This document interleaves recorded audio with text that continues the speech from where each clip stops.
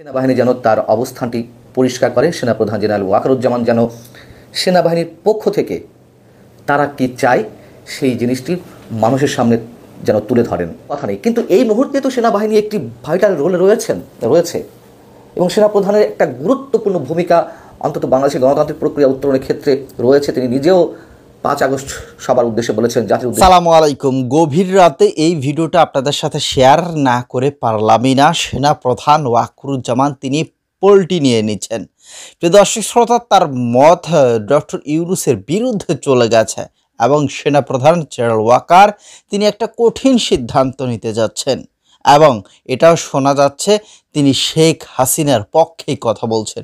যাই হোক, আরও কিছু কথা বলবো, তার আগে সেই গুরুত্বপূর্ণ ভিডিও ফুটেজগুলো আপনাদের সাথে একটু শেয়ার করব। আশা করছি মধ্যরাতের এই ভিডিওটি আপনারা প্রচুর পরিমাণে দেখবেন এবং শেয়ার করে দিবেন। বাংলাদেশের মধ্য দিয়ে আসলে করিডোর দেওয়ার বিষয়ে সরকার কোনো সিদ্ধান্ত নিতে যাচ্ছে কিনা, প্রতিটি মানুষ উদ্বেগের মধ্যে।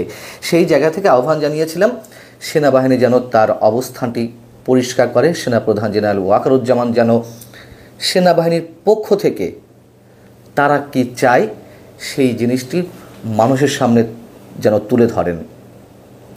যেহেতু যে বাহিনীর কাজ প্রতিরক্ষার, সেই প্রতিরক্ষাই যেন হুমকির মধ্যে না পড়ে, দেশের স্বাধীনতার সার্বভৌমত্ব যেন হুমকির মধ্যে না পড়ে, সেই জায়গা থেকে তো নিশ্চয়ই সেনাবাহিনী সিদ্ধান্ত নেবে। তারা তো আর কোনো ধরনের হঠকারী সিদ্ধান্ত নেবে না নিশ্চয়ই।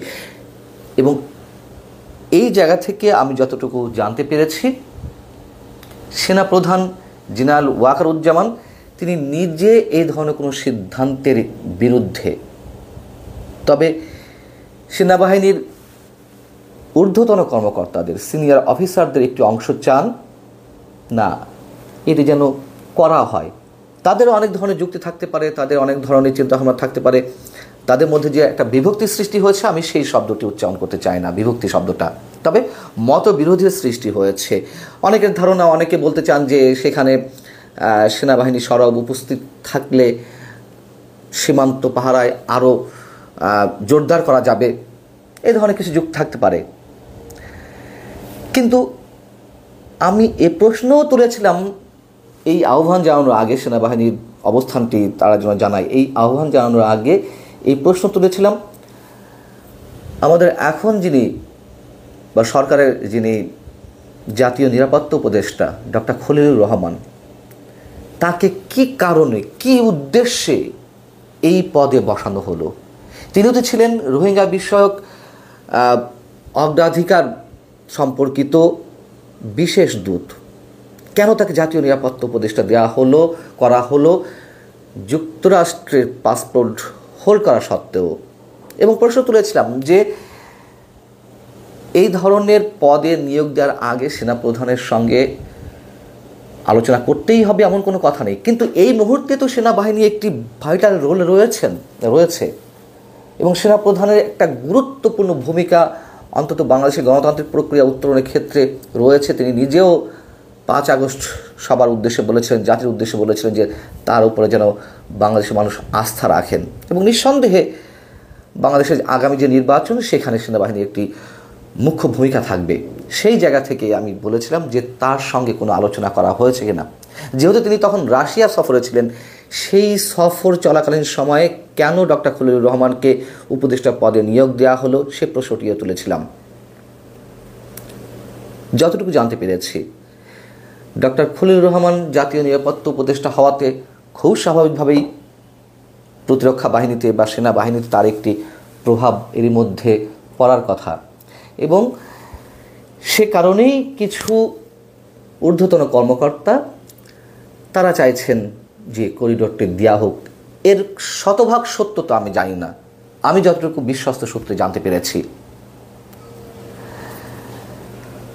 যদিও ডক্টর খলিলুর রহমান মাত্র 2 দিন আগে জানিয়েছেন যে উত্তেজনা, যে উদ্বেগ বাংলাদেশের মানুষের মধ্যে দেখা দিয়েছে, রাখাইনের উদ্দেশ্যে বাংলাদেশ করিডোর দেওয়ার সিদ্ধান্ত নিয়েছে এমন কিছু নয়, এমন কোনো চূড়ান্ত আলোচনা কারোর সঙ্গে হয়নি, এটি প্রাথমিক আলোচনা পর্বে রয়েছে। তিনি এই কথা একটি অনুষ্ঠানে ব্যক্ত করলেও মানুষ তার উপরে আস্থা রাখতে পারছে না। না রাখারও যথেষ্ট যৌক্তিকতা রয়েছে। এর আগে আমরা শুনলাম যে বিমস্টেক সম্মেলনে সে দেশের পররাষ্ট্রমন্ত্রী জানিয়েছেন যে 1,80,000 রোহিঙ্গা ফেরত নেওয়া হবে প্রথম লটে। এটা যে একেবারে মানুষকে বুঝ দেওয়ার মতো একটা কথা, মানে একটা বিষয়, এটি ব্যাখ্যা না করলেও চলে। তার কারণ গত এক বছরেই শুধুমাত্র ঢুকে পড়েছে কক্সবাজারে 1,18,000 রোহিঙ্গা, আর 1,18,000 রোহিঙ্গার নিবন্ধনই কেবল হয়েছে। এর বাইরে তো আরও অনেকে থাকতে পারে। যদিও সরকারের কারো পক্ষ থেকে কোনো পক্ষ থেকে দাবি করা হচ্ছে না, গণমাধ্যমে যেভাবে আসছে, গণমাধ্যমে যেভাবে ছড়ানো হচ্ছে, সামাজিক যোগাযোগের মাধ্যমে যা দাবি করা হচ্ছে সেগুলো আসলে ঠিক নয়। রোহিঙ্গা ঢুকেছে ঠিকই, এত পরিমাণ নয়, কিন্তু সেখানে দায়িত্বরত কর্মকর্তারাই তো গণমাধ্যমকে জানিয়েছেন যে এই এক বছরে 1,18,000 রোহিঙ্গা নতুন করে কক্সবাজারে প্রবেশ করেছে। এখন নতুন করে রোহিঙ্গা প্রবেশের ক্ষেত্রে অনুপ্রবেশ বাড়ার পিছনে কি কারণ? আরসা অর্থাৎ আরাকান রোহিঙ্গা সালভেশন আর্মি আর আরাকান আর্মির মধ্যে যেই দ্বন্দ্ব, যে সংঘর্ষ সেখানে চলছে, সেখানে ক্রস ফায়ারে পড়ে নির্যাতনের শিকার হয়ে এই মানুষগুলো বাংলাদেশের দিকে ছুটে আসছে। এখন আবার শোনা যাচ্ছে যে এটাও আগে আপনাদেরকে জানিয়েছি যে আরসাকে মার্জ করাতে চায় আরাকান আর্মির সঙ্গে, যাতে তারা একসাথে মিয়ানমার সামরিক বাহিনীর সঙ্গে যুদ্ধ করে মিয়ানমারের নিয়ন্ত্রণ তারা নিয়ে নিতে পারে। এবং এর পেছনের উদ্দেশ্য যুক্তরাষ্ট্র, এগুলো নতুন করে কিছু বলা নেই, এই কদিন ধরে আমরা বলে আসছি। কথা হচ্ছে যে এটি যদি হয় কোনোভাবে, এটি সম্ভব চীনের পক্ষে মেনে নেওয়া, রাশিয়ার পক্ষে মেনে নেওয়া, ভারতের পক্ষে মেনে নেওয়া। আর আরাকান আর্মি এবং আরসা যে একসাথে মার্চ করে মিয়ানমার সামরিক বাহিনীর বিরুদ্ধে যুদ্ধ করবে, সেটিরও তো কোনো প্রশ্ন ওঠে না। এবং এক্ষেত্রে সৌদি আরবও এগুলোকে সমর্থন করবে না, তখন সৌদি আরব শেল্টার দেয় আরসাকে। আর ঐতিহাসিকভাবে আরসা এবং আরাকান আর্মি মুখোমুখি অবস্থানে সবসময়। আরসা মুসলমানদের মধ্য থেকে গড়ে ওঠা সশস্ত্র সংগঠন, আর আরাকান আর্মি তো আমরা সবাই জানি যে বুদ্ধিস্টদের মধ্য থেকে গড়ে ওঠা সশস্ত্র সংগঠন। এটি করতে গেলে তো বা যে কোনো রাষ্ট্রের মধ্যে থেকে করিডোরটা দেওয়া যদি লাগে অন্য কোনো রাষ্ট্রে বা বিশেষ পক্ষের উদ্দেশ্যে, সেখানে তো কয়েকটি পক্ষের সম্মতি প্রয়োজন। অন্তত এই ক্ষেত্রে 4টি পক্ষের অগ্রণী ভূমিকা পালন করছে, আবার বন্দুক তাক করে ক্ষমতা দখল করছে। মানে এরশাদ সাহেব ক্ষমতায় আসছেন, জিয়াউর রহমান আসছেন, মানে এগুলো তাদের ইতিহাসে আছে। বিশেষ করে এরশাদের আমলে অনেক সেরা কর্তাকে ডেপুটেশনে পাঠিয়েছে বিভিন্ন মন্ত্রণালয়ে, এবং তারা কেউ তাদের দুর্নীতি করে প্রচুর টাকা কামাচ্ছে। এবং এরশাদের আমলে হঠাৎ একদিন ঢাকার বনানীতে আমার পাশেই একটা অফিস করলেন কয়েকজন অবসরপ্রাপ্ত সেনা কর্মকর্তা, এবং তাদের সাথে মোটামুটি আমার খাতির হয়ে গেল। আমি মাঝে মধ্যে আড্ডা দিতাম। এখন আমি হঠাৎ খেয়াল করলাম যে এরা অবসরপ্রাপ্ত সেনা কর্মকর্তা, কিন্তু এত টাকার মালিক, কারো গার্মেন্টস আছে, এবং কেউ অনেক টাকার মালিক, তাদের কথাবার্তা, গাড়ি টাড়ি বাড়ি সব আছে। তো আমি অবাক হইলাম যে এরা কয় টাকা বেতন পেত সেনা কর্মকর্তা। পরে যখন শুনলাম ডেপুটেশনে কেউ পুলিশে, কেউ এই ডিপার্টমেন্টে চলে গেছে এবং ওইখানে প্রচুর দুর্নীতি করে অনেক টাকা বানাইছে। মানে এরশাদ সাহেব তাদেরকে সুযোগ দিচ্ছে এবং তারা হরিলুট করছে। এখন এই যে বর্তমান সেনাবাহিনী, তাদের বিরুদ্ধেও অভিযোগ শোনা যাচ্ছে যে তারা সীমান্ত পাড়ি দিচ্ছে কোটি কোটি টাকা বিনিময়ে। অনেক দুর্নীতিবাজ নেতা আমলা আটকা পড়েছেন, তাদেরকে কোটি কোটি টাকা নিয়ে পাচার করছে তারা ওই বিনিময়ে, টাকার বিনিময়ে। এবং এই যে নারায়ণগঞ্জের 7 খুনের যে ঘটনা, সেটার পিছনে কোটি টাকার লেনদেন ছিল। এখন সেনাবাহিনীকে ম্যাজিস্ট্রেসি ক্ষমতা দেওয়া হয়েছে, সবার মধ্যে একটা আত্মবিশ্বাস ছিল যে সেনাবাহিনী আপোষ করে না, মানে আশকারা দেয় না। কিন্তু এখন কি আর সেই সেনাবাহিনী আছে কিনা এটা নিয়ে প্রশ্ন উঠেছে। ওই যে 32 নম্বর ভেঙে ফেলা হলো সেনাবাহিনীর সামনেই, পলাশীর প্রান্তরে সিরাজ বাহিনীর মতো চুপ করে থাকলো তারা, কেন থাকলো? এই যে দেশে মব জাস্টিস চলছে, যখন যার ইচ্ছা ধরতেছে, মারতেছে, কোমর ভাঙা পুলিশ হা করে তাকায় আছে, সেনাবাহিনীরও কোনো খবর নাই। এটা কারণটা কি? এগুলা কি আশকারা না মবকে? অথচ ডেভিল হান্টের নামে আওয়ামী লীগ হান্ট কিন্তু ঠিকই চলতেছে।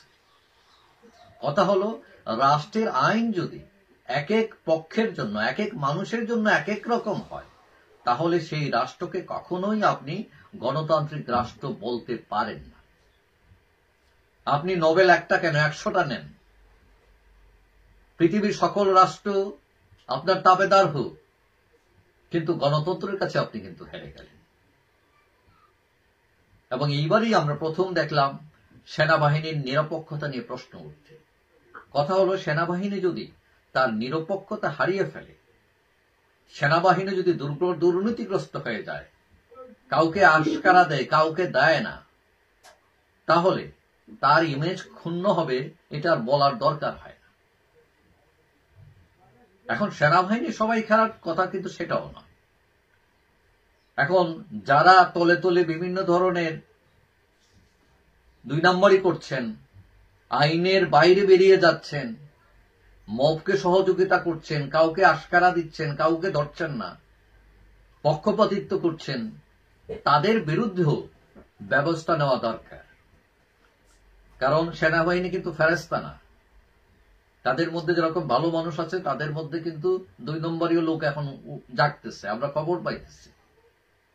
সুতরাং সেনাবাহিনী যে আস্থার জায়গায় ছিল, সেটা যাতে বজায় থাকে, মানুষ যাতে বিশ্বাস করতে পারে, সেটার দিকে নজর দিবে সেনাবাহিনী, সরকার।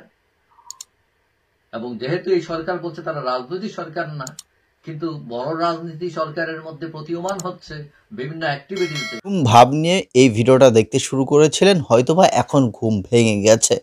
আমাদের প্রধান উপদেষ্টা ডক্টর মোহাম্মদ ইউনূস তার বিরুদ্ধেই চলে গেল কিনা সেনাপ্রধান জেনারেল ওয়াকার, তাদের মধ্যে একটা মতবিরোধ চলছে কিনা। কারণ এই যে করিডোর ইস্যু, মানবিক করিডোর ইস্যু নিয়ে ডক্টর ইউনূস বেশ তিনি বড়মোড়ের অধিকারী, তিনি আরেকটা নোবেল জয়ী, এরকম কিছু একটা দেখাচ্ছেন। বিশেষ করে এটা যদিও বাংলাদেশ নয়, এটা বাহিরের একটা দেশ থেকে এটা ডক্টর ইউনূসের কানে দেওয়া হচ্ছে, তার কানে পরানো হচ্ছে যে আপনি এই মানবিক করিডোরটি চালু করুন। কিন্তু এটা বাংলাদেশের জন্য কতটা ক্ষতিকারক হবে, এটাতে তো বাহিরের রাষ্ট্রগুলো দেখবে না, এটা তো আমাদের দেখতে হবে, এটাগুলো আমাদের ফেস করতে হবে, আমাদের বাংলাদেশ। তো তিনি এদিকে ডক্টর ইউনূস তিনি তো কিন্তু এখানে মানে মানবিক করিডোর চালু করার পর তিনি তো মানবতার ফেরওয়ালা হয়ে যাবেন, তাকে তো পুরস্কার করা হবে, তাকে তো নোবেল জয়ী দেওয়া হবে না। এই তো হলো কথা। তো যাই হোক, আশা করছি আপনারা অবশ্যই কমেন্টে লিখবেন এই ভিডিও সম্পর্কে। এবং অনেকের বিশ্বাস আছে এখনও, যদিও এই ভিডিও নিচেই অনেকেই কমেন্ট লিখবে যে সেনাপ্রধান জেনারেল ওয়াকার তিনি যে কোনো সময় পল্টি খেয়ে যাবে। তারপরে এমনও লোক আছে তারাও লিখবে যে না, সেনাবাহিনী জনগণের সাথে 2 নম্বরে অন্তত করবে না। তো আস্থা আছে এখনও সেনাবাহিনীর উপর। যাই হোক, ভালো থাকেন, ধন্যবাদ, দেখা হচ্ছে পরবর্তী